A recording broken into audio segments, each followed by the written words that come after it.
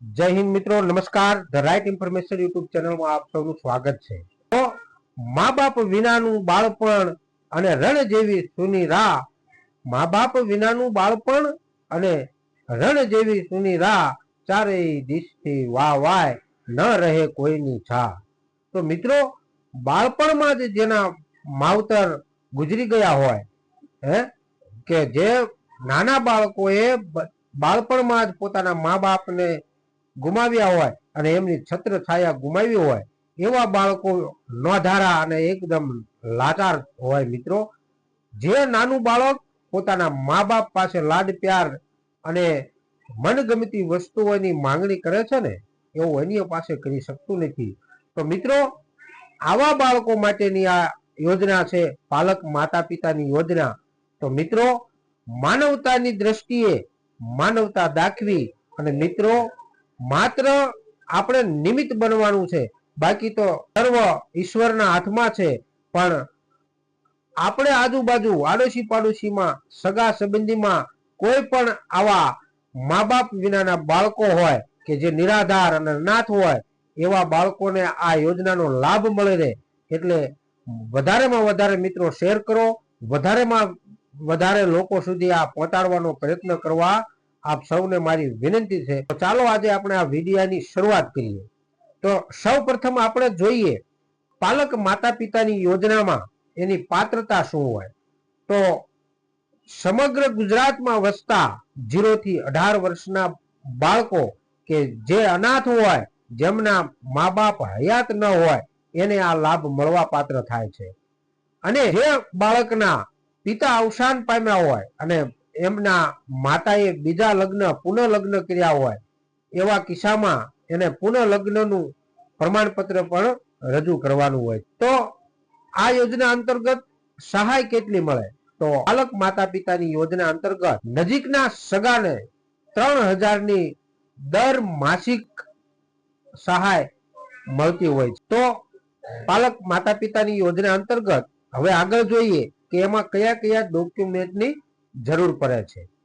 તો આ યોજના અંતર્ગત બાળકનું જન્મનો દાખલો અથવા તો લિવિંગ સર્ટિનો પુરાવો, બાળકના માતા પિતાના મરણનો દાખલો, જ્યારે બાળકના પિતા અવસાન પામ્યા હોય અને તેની માતાએ પુનઃલગ્ન કર્યા હોય, ત્યારે પુનઃલગ્નનું સોગંદનામું, લગ્ન નોંધણીનો દાખલો અથવા તો તલાટીશ્રીનો દાખલો, કોઈ પણ એક લગ્ન અંગેનો પુરાવો રજૂ કરવાનો હોય છે.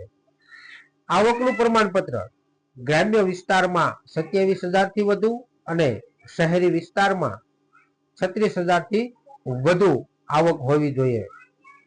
બાળકનું આધાર કાર્ડની પ્રમાણિત નકલ, બાળક અને પાલક માતા પિતાનું સંયુક્ત બેંક એકાઉન્ટની પ્રમાણિત નકલ, બાળકના પાલક માતા પિતાનું રેશન કાર્ડની પ્રમાણિત નકલ, બાળક જે ધોરણમાં અભ્યાસ કરતું હોય તેનું પ્રમાણપત્ર, પાલક માતા પિતાનું આધાર કાર્ડની પ્રમાણિત નકલ. તો મિત્રો આગળ જોઈએ કે આ યોજનાનો હેતુ શું? તો મિત્રો, પાલક માતા પિતાની યોજનાનો ખૂબ જ ઉમદા હેતુ છે, જેમાં બાળક કોઈ પણ સંસ્થામાં નહીં, પણ બાળકનો ઉછેર એક પરિવારમાં થાય.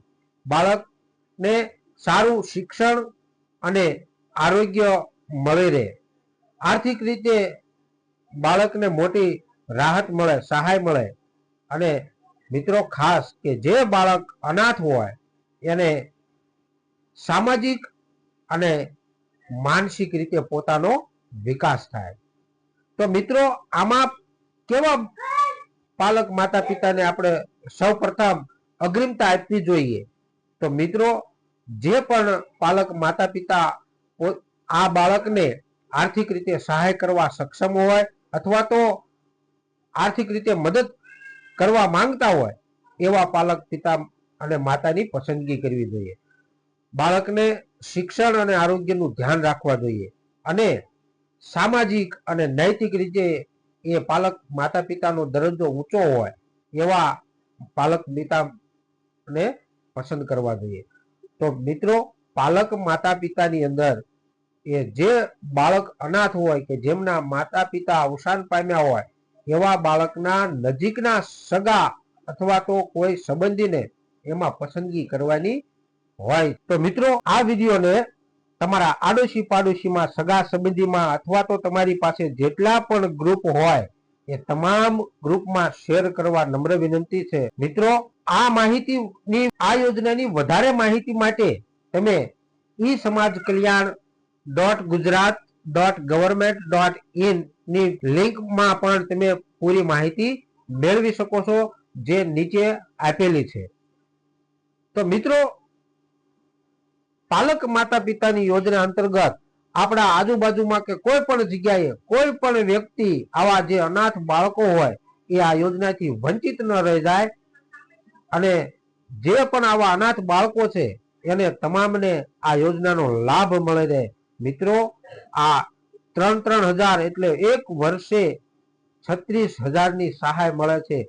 જે નિરાધાર અને નોંધારા જે બાળકો હોય ને મિત્રો એના માટે આ ખાસ યોજના છે.